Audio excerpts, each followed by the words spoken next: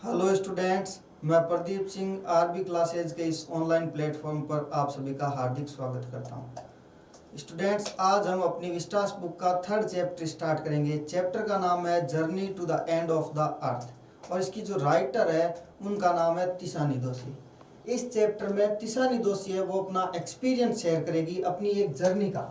नाम से ही पता चल रहा है, जर्नी यानी यात्रा। अपनी एक यात्रा का एक्सपीरियंस शेयर करेगी तिशानी दोषी। और यात्रा भी कहाँ की? एंड ऑफ द अर्थ, यानी पृथ्वी के अंतिम किनारे की यात्रा। तिशानी दोषी पृथ्वी के अंतिम किनारे की यात्रा है, उसका डिस्क्रिप्शन उसका यहाँ पे करेगी। और जो एक्सपीरियंस, जो चीज़ें वहाँ पे उन्होंने सीखी थी, जो चीज़ें वहाँ पे उन्होंने देखी थी, उसके बारे में हमें बता रही है। If you want to know more about the planet's past, present and future, the Antarctica is the place to go. If you want to know, want यानी चाहना, know यानी जानना, more about planet, planet कहते हैं ग्रह को। ग्रह भी कौन सा? अर्थ। अर्थ पास्ट, प्रेजेंट एंड फ्यूचर, यानी कि यदि आप जो ग्रह है जिसका नाम पृथ्वी है, इसके पास्ट, प्रेजेंट और फ्यूचर, भूत, भविष्य और वर्तमान के बारे में और ज्यादा जानना चाहते हो तो अंटार्कटिका ही वो स्थान है। Antarctica is the place to go to, यानी अंटार्कटिका ही वो स्थान है जिसके माध्यम से आप पृथ्वी के प्रेजेंट, पास्ट और फ्यूचर के बारे में और ज्यादा जान सकते हो। बॉर्न वॉयज, बॉर्न वॉयज होता है शुभ यात्रा, और ये एक फ्रेंच वर्ड है। बॉर्न वॉयज है, ये फ्रेंच वर्ड है और इसका मतलब होता है शुभ यात्रा, आपकी जर्नी है वो अच्छी रहे। अब हम अपना लेसन स्टार्ट कर रहे हैं। अर्ली दिस ईयर, यानी इस वर्ष शुरुआत में, अर्ली दिस ईयर इस वर्ष के स्टार्टिंग में, इस वर्ष के शुरुआत में, आई फाउंड माई सेल्फ, यानी मैंने स्वयं को पाया। अबोर्ड, अबोर्ड कहते हैं सवार होना, अबोर्ड यानी सवार होना, तो मैंने खुद को सवार पाया। ए रशियन रिसर्च वेजल, वेजल कहते हैं शिप को, बड़ी जो शिप होती है उसको कहते हैं वेजल। रशियन यानी रूस की, रिसर्च यानी अनुसंधान, रिसर्च की कोई अनुसंधानी कोई बड़ी शिप थी जिसका नाम था द अकेडमिक सोकल्स की। ये शिप का नाम है अकेडमिक सोकल्स की, ये एक जहाज है जिसका नाम है। तो मैंने खुद को, एक रशियन शिप थी, रशियन वेजल था जिसमें मैंने खुद को सवार पाया। हिडिंग, हिडिंग यानी बढ़ना, टूवर्ड्स यानी की तरफ, the coldest, driest, windiest continent in the world Antarctica. अब ये बढ़ रहा था, कौन बढ़ रहा था? सोकल्स के, यानी जो ये शिप था ये बढ़ रहा था टूवर्ड यानी की तरफ। किसकी तरफ बढ़ रहा था? द कोल्डेस्ट, यानी कि सबसे ठंडा, ईएसटी लगा है, सुपरलेटिव डिग्री है, सबसे ठंडा, सबसे सूखा, ड्राई और सबसे ज्यादा हवादार, विंडेस्ट। कॉन्टिनेंट कहते हैं महाद्वीप को, कॉन्टिनेंट यानी महाद्वीप। तो सबसे ठंडा, सबसे सूखा और सबसे हवादार महाद्वीप है पूरी दुनिया का, जिसका नाम है अंटार्कटिका, इस तरफ बढ़ रहा था। यानी जो रशियन शिप था, रशियन वेजल था, वो अंटार्कटिका महाद्वीप की ओर बढ़ रहा था और मैं उस शिप के अंदर थी। तिशानी दोषी बता रही है। माई जर्नी, यानी कि जो मेरी यात्रा है, बिगन यानी शुरू हुई थी 13.09 degrees north of the equator in Madras, यानी कि जो मेरी यात्रा है ये मद्रास से स्टार्ट हुई थी। माई जर्नी है वो मद्रास से स्टार्ट हुई थी, और जो मद्रास है, इक्वेटर कहते हैं भूमध्य रेखा को।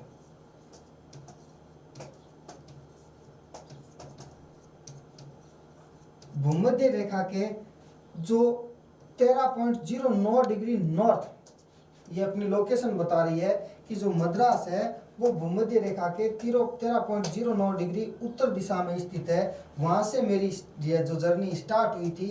एंड इन्वॉल्व, इन्वॉल्व यानी शामिल होना, और मेरी जर्नी में शामिल थे, क्या क्या शामिल थे? क्रॉसिंग 9 टाइम जोन, क्रॉस करना, क्रॉसिंग यानी क्रॉस करना, 9 टाइम जोन, 6 तो टाइम जोन थे, समय क्षेत्र थे। 6 चेक पॉइंट्स, चेक पॉइंट कहते हैं नाका को, 6 नाके थे, 9 टाइम जोन थे, 3 बॉडीज ऑफ वाटर, और 3 थे वो जल क्षेत्र थे, जल के स्रोत थे। And at least as many ecosphere, और कम से कम इतने ही पर्यावरण मंडल थे। तो वो बता रही है तिसानी दोषी कि मेरी जो जर्नी है वो मद्रास से स्टार्ट होती है और मद्रास भूमध्य रेखा से 13.09 डिग्री नॉर्थ में स्थित है, उत्तर में स्थित है। और जो मैंने यात्रा की थी यानी कि मद्रास से लेके अंटार्कटिका तक की यात्रा में उसने 9 समय क्षेत्र पार किए थे, 6 चेक पॉइंट पार किए थे और 3 जल स्रोत उसने मतलब ओशियन या सी ये पार किए थे। और कम से कम इतने पर्यावरण मंडल इकोस्फीयर है वो उसने अपनी इस यात्रा में क्रॉस किए थे।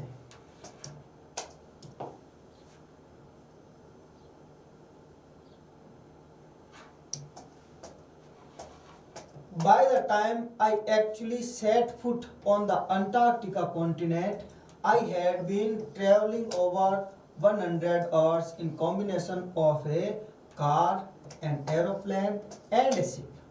तो तिसानी दोषी बता रही है कि जिस समय मैंने एक्चुअली यानी कि वास्तव में सेट फुट यानी कि पैर रखा ऑन द अंटार्कटिक कॉन्टिनेंट, यानी जो अंटार्कटिका महाद्वीप है, इस महाद्वीप पे जिस समय मैंने पैर रखा था उस समय मैं ट्रेवल कर रही थी यानी कि यात्रा कर ली थी मैंने, जिस 100 घंटे की लगभग 100 घंटे की यात्रा कर ली थी। वो बता रही है 100 घंटों की लंबी जर्नी के बाद में मैंने अंटार्कटिका महाद्वीप पे पैर रखा था। और 100 घंटों की यात्रा में किन किन चीजों किस किस प्रकार की यात्रा किन किन का कॉम्बिनेशन था, तो एक तो कार की यात्रा, पहले कार में गई, फिर एरोप्लेन में जाती है और बाद में शिप की यात्रा। तो जो तीनों की यात्रा को जो जर्नी थी इनको मिला के लगभग 100 घंटे की उसने जर्नी कंप्लीट की थी।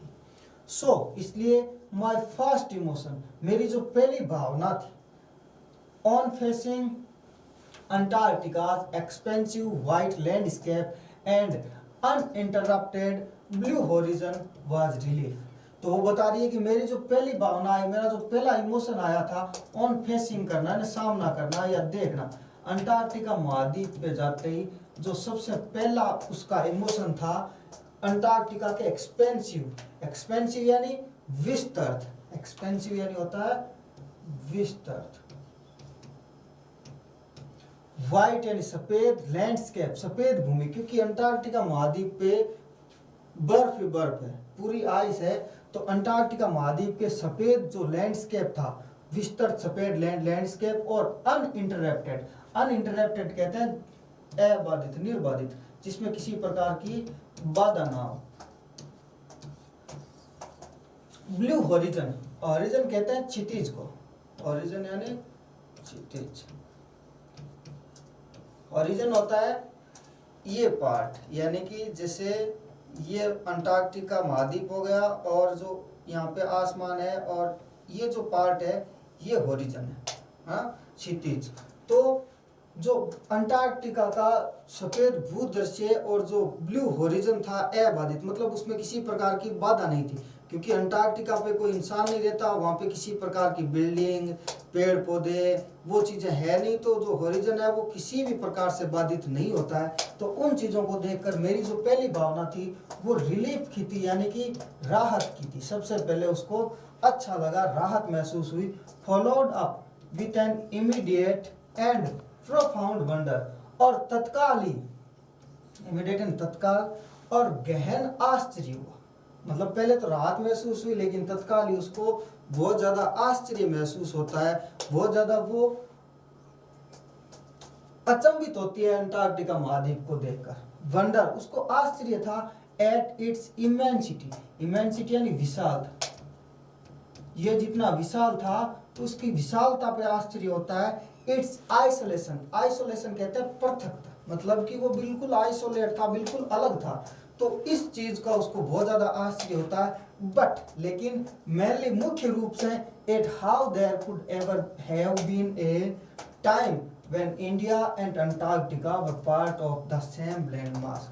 और इससे भी ज्यादा सबसे मुख्य आश्चर्य मुझे इस बात का होता है कि वो कैसा समय था, could ever have been a time, वो भी एक समय था जब इंडिया और अंटार्कटिका थे वो भाग थे ऑफ द सेम लैंड मास, एक ही भूखंड का, एक ही महाद्वीप के एक ही जगह पे थे, दोनों साथ साथ में जुड़े हुए थे।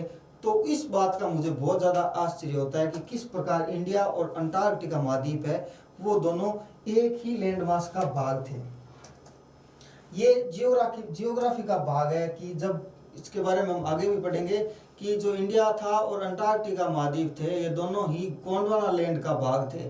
और गोंडवाना लैंड था वो अपने जैसे ग्लोब है तो ये नीचे का भाग था, ये गोंडवाना लैंड था और यहाँ पे इंडिया भी यहीं पे था और अंटार्कटिका महाद्वीप भी यहीं पे था। पार्ट ऑफ हिस्ट्री यानी कि इतिहास का भाग। तो इतिहास मतलब अंटार्कटिका और जो पृथ्वी थे, ये जो इंडिया थे, दोनों एक ही लैंड मास का भाग थे, उसका इतिहास 650 मिलियन ईयर्स अगो यानी 650 मिलियन वर्ष पहले, 650 मिलियन वर्ष पहले ए जाइंट यानी बहुत ही विशाल, बहुत बड़ा। अमालगेमेटेड कहते हैं संयुक्त या जुड़ा हुआ, संयुक्त। सदर्न सुपर कॉन्टिनेंट, सदर्न यानी साउथ से रिलेटेड यानी कि दक्षिणी, सुपर कॉन्टिनेंट था यानी बहुत बड़ा महाद्वीप था, सुपर कॉन्टिनेंट था जिसका नाम था गोंडवाना। डिड इंडिड एग्जिस्ट यानी अस्तित्व में होना और इंडिड यानी निश्चित रूप से।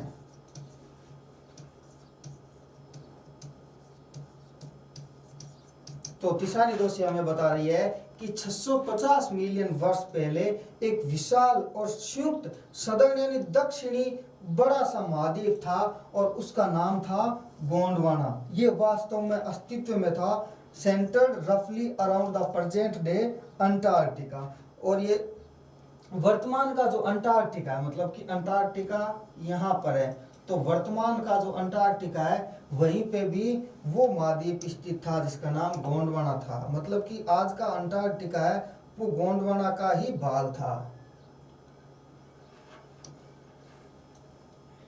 Things were quite different then, और उस समय जो चीजें थी वो थोड़ी सी अलग थी, थोड़ी डिफरेंट थी वर्तमान से। मतलब उस टाइम तो बहुत ज़्यादा फर्क था, 650 मिलियन वर्ष पहले आज से बहुत ज़्यादा चेंज थे।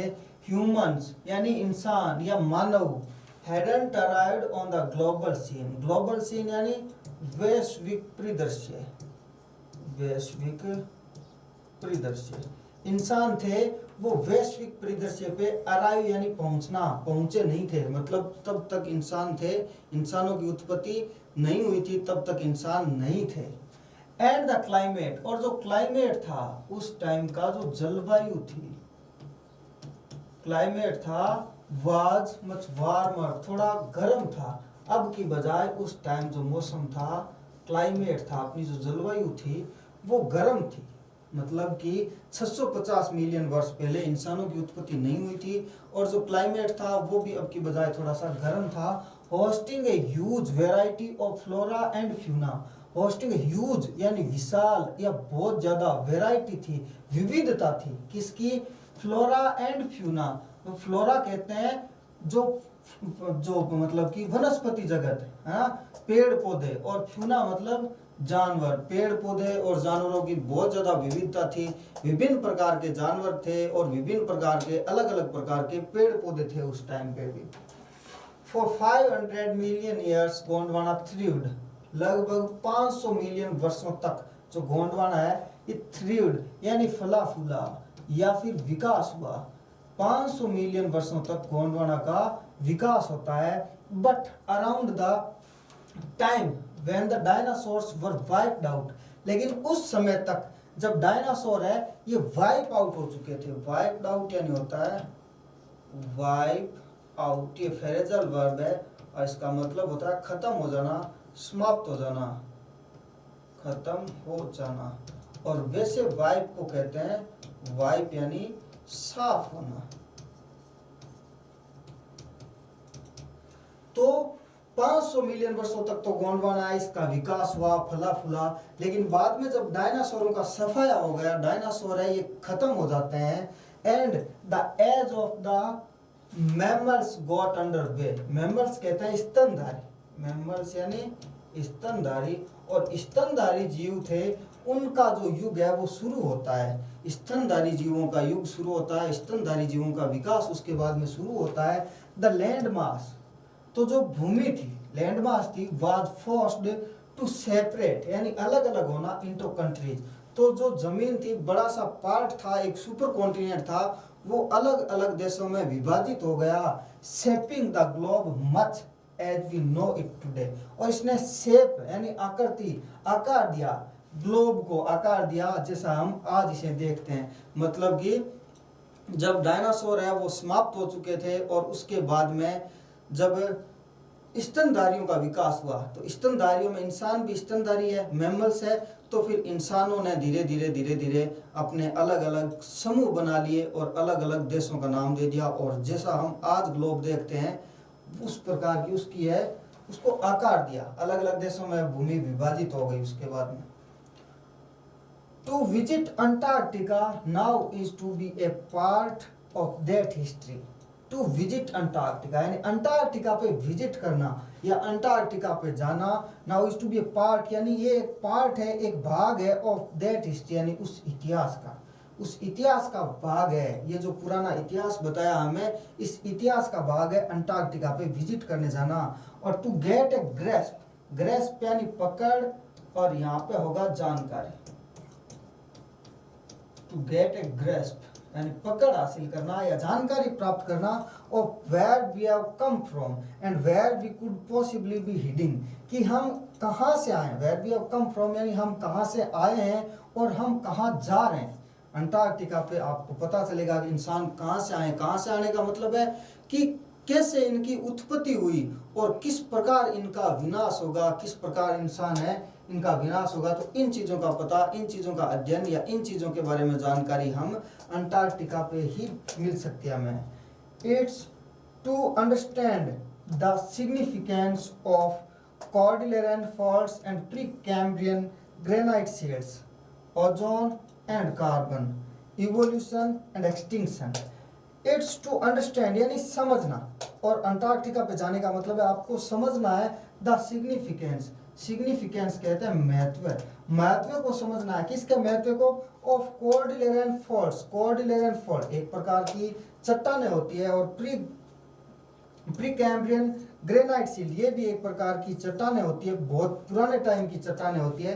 तो इन चट्टानों के महत्व को समझना है और ओजोन के महत्व को समझना है और कार्बन के महत्व, ये गैस हैं ओजोन कार्बन गैस, इनके महत्व को समझना है। इवोल्यूशन यानी विकास, और एक्सटिंक्शन मतलब विलोप, विकास उद्भव, इवोल्यूशन यानी उद्भव और एक्सटिंक्शन यानी विलोप, किस प्रकार विनाश होगा, इन चीजों को समझना है। मतलब अंटार्कटिका पे जाके आप जो प्री कैम्ब्रियन युग की ग्रेनाइट शील्ड है इनके बारे में, और कॉर्डिलेरन फॉल्ट्स के महत्व के बारे में, ओजोन और कार्बन के बारे में, इवोल्यूशन और एक्सटिंक्शन के बारे में आप समझ सकते हो। और अगर आपको जानकारी हासिल करनी है तो आपको वहां पे जाना चाहिए।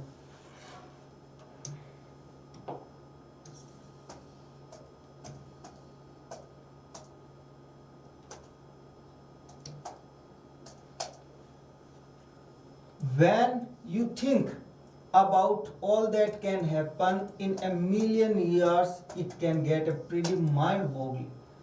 जब आप ये सोचते हो, when you think, जब आप सोचते हो about all that can happen, कि ये सारी चीजें हो गई in a million years, कि 1 मिलियन वर्षों में ये सारी चीजें हो गई, it can get pretty mind-boggling, तो ये दिमाग को चकरा देने वाला, boggling यानी चकरा देना, दिमाग को चकरा देने वाली बात है। मतलब 1 मिलियन वर्षों में कितने सारे बदलाव हो गए।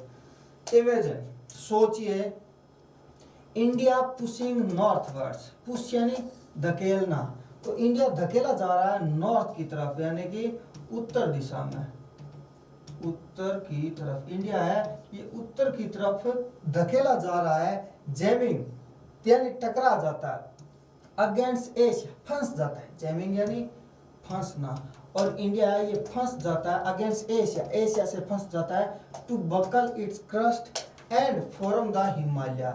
और ये क्या करता है, वहां पर फंसने के बाद में जो इसकी क्रस्ट है, क्रस्ट कहते हैं ऊपरी सतह, जो इसकी ऊपरी सतह है ये ऊपर की तरफ बढ़ जाती है और इस प्रकार हिमालय का निर्माण होता है। यानी कि इधर सपोज करो ऊपर एशिया है और इंडिया इधर का पार्ट था अंटार्कटिका, तो यहाँ से इंडिया है, ये इधर की तरफ जा रहा है और यहाँ पे जाने के बाद में इंडिया यहाँ से फंस जाता है इस दिशा में, और यहाँ पर टकराने की वजह से इसकी जो ऊपरी सतह है वो ऊपर की तरफ बढ़ जाती है और यहाँ पर हिमालय का निर्माण होता है। तो इस प्रकार से हिमालय का निर्माण हुआ। हमने पहले भी छोटी क्लासों में जियोग्राफी में पढ़ रखा है कि हिमालय था, वहाँ पे पहले 33 सागर था, तो वो 33 सागर बीच में था और वहाँ पर हिमालय का निर्माण हुआ है। तो इंडिया है वो साउथ नॉर्थ की तरफ जाता है, ऊपर की तरफ बढ़ता जाता है और एशिया से टकराता है, तो वहाँ पे हिमालय का निर्माण होता है। South America drifting off to join North America, और जो साउथ अमेरिका है, दक्षिणी अमेरिका है, ड्रिफ्टिंग ऑफ यानी बहना, वो भी इसी यहीं का भाग था और वो यहाँ से इधर चला जाता है और वो बह के जाता है ज्वाइन करने, शामिल होने नॉर्थ अमेरिका में। मतलब साउथ अमेरिका वो भी ऊपर बहता बहता जाता है और नॉर्थ अमेरिका से जुड़ जाता है, जिसकी वजह से क्या होता है, opening of the Drake passage. जो ड्रेक पैसेज है बीच में यहाँ पे गैप हो जाता है, यहाँ पे जाने की वजह से यहाँ पे गैप हो जाता है और यहाँ पे एक पैसेज खुल जाता है to create a called circumpolar current. Current कहते हैं धारा को, जल धारा। और किस प्रकार की धारा, ठंडी, कॉल्ड ठंडी, सर्कमपोलर ध्रुवीय, और एक ठंडी ध्रुवीय जल धारा का निर्माण होता है जो कि कीपियन रखती है अंटार्कटिका को फ्रिगिड यानी जमा हुआ, फ्रिगिड यानी जमा हुआ, जो कि अंटार्कटिका को जमा हुआ रखती है, डिसोलेट यानी अलग थलग, at the bottom of the world, और दुनिया के अंतिम कोने में। मतलब कि यहाँ से इंडिया इधर चला गया और ये जो नॉर्थ साउथ अमेरिका है ये नॉर्थ अमेरिका की तरफ चला जाता है, यहाँ पे ये एक पैसेज खुल जाता है और ये एक ठंडी जल धारा का निर्माण करता है। और ये जो ठंडी जल धारा है इसकी वजह से ये जो अंटार्कटिका का भाग है ये यहाँ पर बिल्कुल जम जाता है, यहाँ पे बर्फ जम जाती है और ये अंटार्कटिका को अर्थ के बॉटम, पृथ्वी के बॉटम यानी तल पे रखती है, निचले भाग पे रखती है। For a sun worshipping, worship यानी पूजा करना,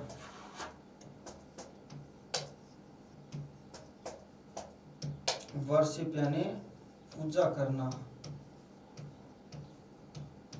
सन वर्शिपिंग यानी सूर्य की पूजा करने वाले, सूर्य के उपासक, साउथ इंडियन दक्षिण भारतीय, लाइक माई सेल्फ जैसे कि मैं हूं, तिशानी दोषी बता रही है कि मेरे जैसे दक्षिण भारतीय और सूर्य के उपासक दक्षिण भारतीय के लिए 2 वीक्स 2 सप्ताह इन ए प्लेस, एक ऐसे स्थान पर where 90% of the earth's total ice volumes are stored is a chilling prospect।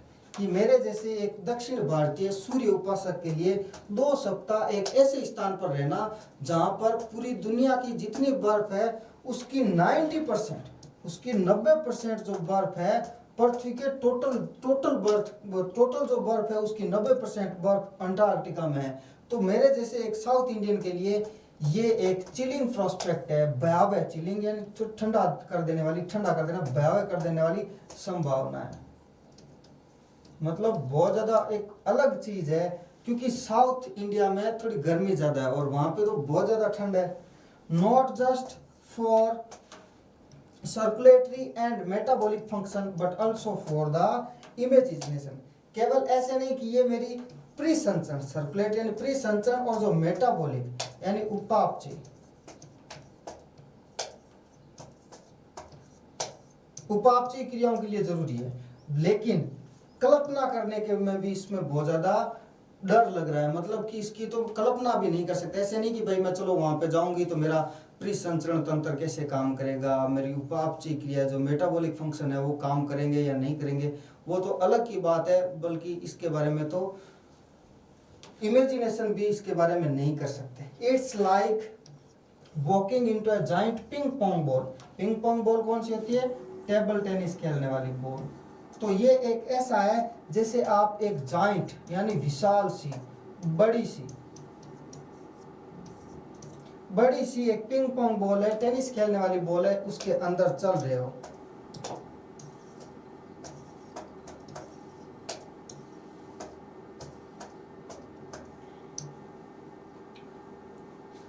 Devoid of any human markers, और वहां पे जो इंसानों द्वारा बनाए गए संकेत उनकी क्या है?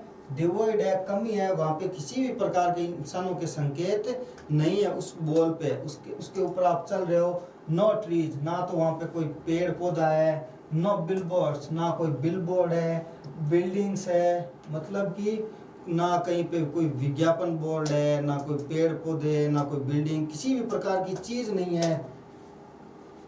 You lose all earthly senses of perspective and time here, और आप खो दोगे, लूज कर दोगे पृथ्वी से रिलेटेड जितनी भी समझ है, चाहे वो पर्सपेक्टिव एंड टाइम, यानी जो समय और दूरी की जो सेंस है, जो समझ है कि किस प्रकार से टाइम है वो निकलता है। हम यहाँ पे तो हम, क्योंकि हमारे दिन और रात तो बराबर होते हैं, तो हम उस प्रकार से अनुमान लगा सकते हैं कि टाइम का, लेकिन वहाँ पे तो 6 महीने दिन 6 महीने रात होती है, तो आप वहाँ पर समय, दूरी, इस प्रकार की चीज़ों के बारे में अनुमान नहीं लगा सकते।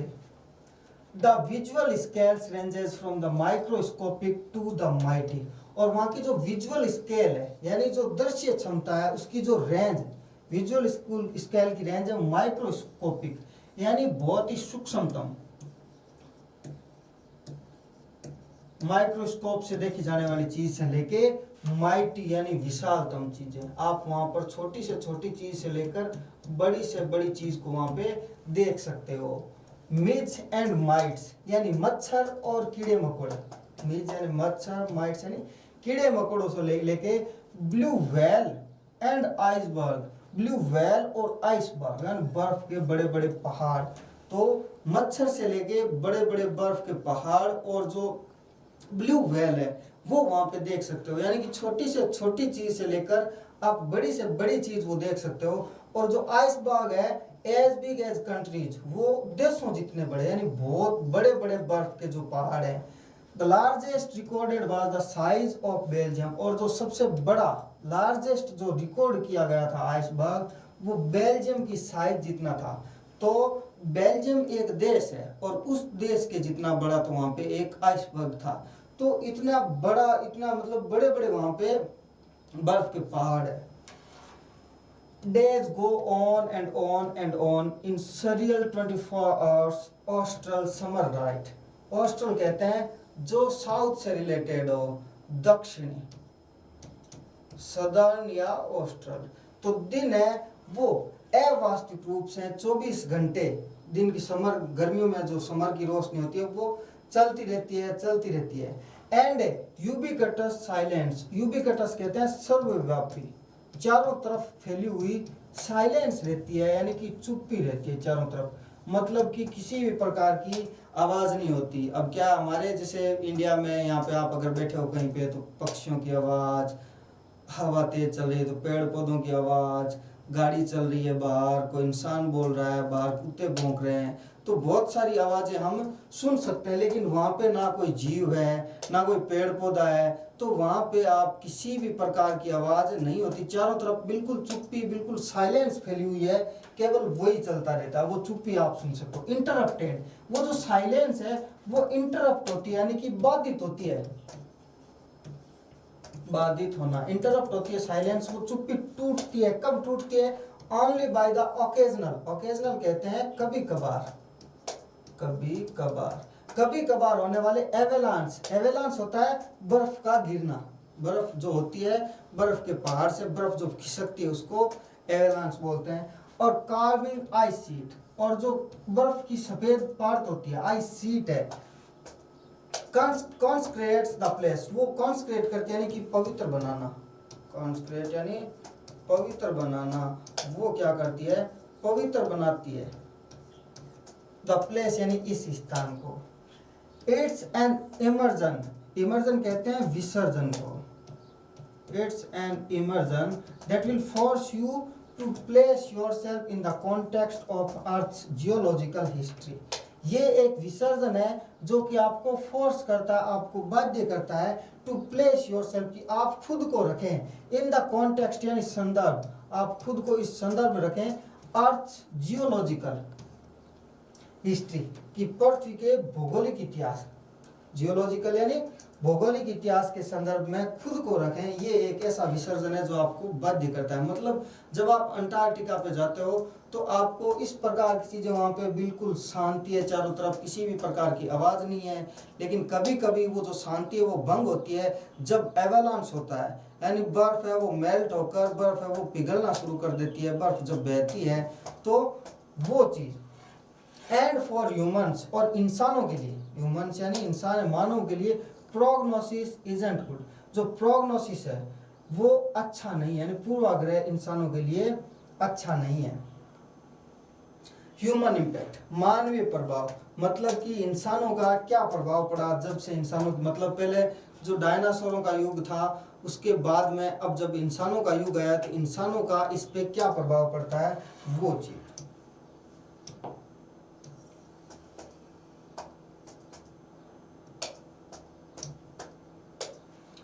ह्यूमन इम्पैक्ट, इम्पैक्ट कहते हैं प्रभाव, यानी मानवों का क्या प्रभाव पड़ा।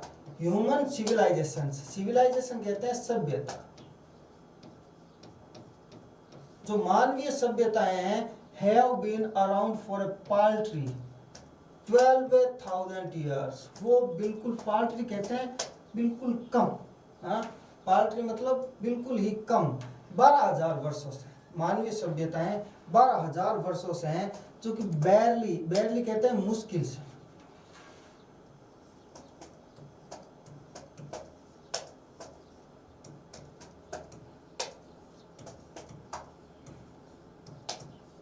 बैरली यानी मुश्किल से हैं, जो कि बैरली ए फ्यू सेकेंड्स, कुछ सेकेंड्स के बराबर है ऑन द जियोलॉजिकल क्लॉक, जो भौगोलिक घड़ी है उसमें कुछ सेकंड के बराबर है, जो 12,000 वर्ष है वो मात्र कुछ सेकंड को बराबर है। In that short amount of time, मतलब इस छोटे से समय में, 12,000 वर्षों में, इन छोटे से समय में we have manage to create quite a ruckus etching over dominance over nature with our village, town, cities, mega cities. हमने क्रिएट कर दिया, यानी बना दिया है, हमने क्रिएट कर दिया है, छेड़छाड़ रकस कर दिया है, और हमारा जो प्रभाव, डोमिनेंस कहते हैं प्रभाव,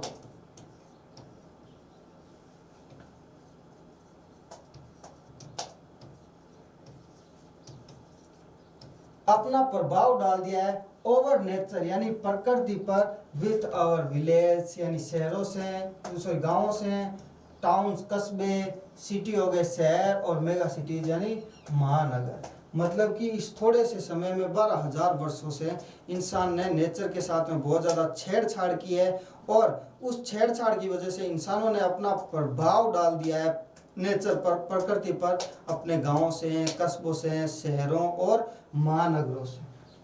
द रैपिड इंक्रीज, रैपिड कहते हैं तेज गति से, रैपिड यानी तेजी से, तेजी से जो इंक्रीज हुई है, इंक्रीज होना, वृद्धि होना, तेजी से जो इतनी तेज गति से वृद्धि हुई है ऑफ ह्यूमन पॉपुलेशन, पॉपुलेशन यानी जनसंख्या, इंसानों की जो संख्या है, इस संख्या में जो तेजी से, इतनी तेजी से वृद्धि हुई है, हैज लेफ्ट अस यानी इसने छोड़ दिया है हमें, बैटलिंग, बैटलिंग यानी लड़ते हुए, इंसानों की वृद्धि ने हमें लड़ते हुए छोड़ दिया है, विथ अदर स्पेसीज, स्पेसीज यानी जो जातियां, जातियों का मतलब यहाँ पे विभिन्न प्रकार की जो अलग अलग प्रजातियां हैं, स्पेसीज का मतलब प्रजाति, जैसे इंसान हो गए, अब पशुओं में अलग अलग प्रजातियां हैं, तो अलग दूसरी जो प्रजातियां हैं उन प्रजातियों से हमें लड़ते हुए छोड़ दिया है, फॉर लिमिटेड रिसोर्सेज, रिसोर्सेज यानी स्रोत, और लिमिटेड कहते हैं सीमित, सीमित स्रोतों से, मतलब जो सीमित स्रोत है, जो रिसोर्सेज है हमारे वो सीमित है, लेकिन हम क्या करें, इंसानों की संख्या में बहुत ज़्यादा वृद्धि हो रही है, तो इस वजह से हम दूसरी जो प्रजातियां हैं उनसे लड़ रहे हैं, जैसे हम जंगलों को काट कर वहाँ पे बड़े बड़े शहर बना रहे हैं, तो जो जंगलों में रहने वाले जीव है उनके रहने का स्थान है वो कम पड़ रहा है, और इसी वजह से वो विलुप्त हो रहे हैं या फिर दूर जा रहे हैं, मतलब कि कम हो रहे हैं धीरे धीरे, तो हम उनसे लड़ रहे हैं हमारे सीमित संसाधनों के लिए। रिसोर्सेज का मतलब स्रोत या संसाधन, सीमित संसाधनों के लिए हम अन्य प्रजातियों से लड़ रहे हैं। And the unmitigated burning, unmitigated यानी लगातार, कंटिन्यू। और ये लगातार जो बर्निंग हो रही है यानी दहन हो रहा है, लगातार रूप से हम जला रहे हैं। और फॉसिल फ्यूल्स, फॉसिल कहते हैं जीवाश्म, और फ्यूल यानी ईंधन, फ्यूल यानी ईंधन। तो लगातार रूप से हम जो ये जीवाश्म ईंधन जला रहे हैं, हैज नाउ, इसने अब क्रिएट कर दिया है, इसने बना दिया है ए ब्लैंकेट, ब्लैंकेट कहते हैं कंबल को, कंबल या चादर बना दी है ऑफ कार्बन डाइऑक्साइड यानी कि CO2, ये एक प्रकार की गैस है कार्बन डाइऑक्साइड। तो इसने कार्बन डाइऑक्साइड की एक परत सी बना दी है अराउंड द वर्ल्ड, इस दुनिया के चारों ओर, which is slowly but surely increasing the average global temperature, जो कि स्लोली यानी कि धीरे धीरे लेकिन श्योरली यानी कि निश्चित रूप से इंक्रीज कर रही है यानी वृद्धि कर रही है द एवरेज ग्लोबल टेम्परेचर, जो औसत अपना तापमान है, ग्लोबल टेम्परेचर है, उसमें धीरे धीरे वृद्धि कर, यानी इंसान है पहले तो सीमित संसाधनों के लिए हम अन्य प्रजातियों से लड़ रहे हैं, और दूसरा लगातार रूप से हम जो कार्बन डाइऑक्साइड, जीवाश्म ईंधनों को जलाने की वजह से जो कार्बन डाइऑक्साइड गैस निकलती है, उस गैस की वजह से पृथ्वी के चारों ओर एक परत सी बन जा रही है कार्बन डाइऑक्साइड की, और वो परत है धीरे धीरे लेकिन निश्चित रूप से जो ग्लोबल टेम्परेचर अपना जो औसत तापमान है उस तापमान में वृद्धि कर रही है। उम्मीद करता हूं कि अब तक का वीडियो आपको अच्छा लगा होगा। बाकी बचा हुआ भाग अपन नेक्स्ट पार्ट में देखेंगे। तब तक के लिए गुड बाय, थैंक यू।